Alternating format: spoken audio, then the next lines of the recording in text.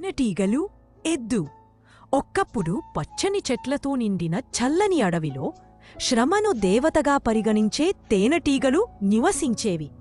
ఆ చెట్టుపై తేనెటీగల గూడు, చుట్టూ ప్రకృతి సౌందర్యం, పూలు, ఆకులు, కాస్త మెరిసే ఎండ. ఆ తేనెటీగలన్నీ క్రమశిక్షణతో పనిచేసేవి. వాటికి నాయకురాలు చిక్కటి. ఆమె శాంతిగా, ధైర్యంగా మాట్లాడే లీడర్.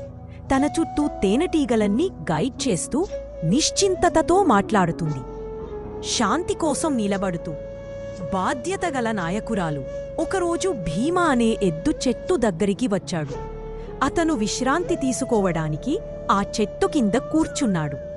గాలి ఊదిపోవడంతో గూడు ఊగి కొంత తేనె భీమ మీద పడింది.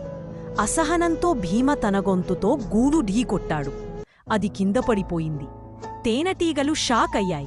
తేనెటీగలు కోపంతో భీమపై దూసుకెళ్లాయి. కాని చిక్కటి వారిని ఆపింది.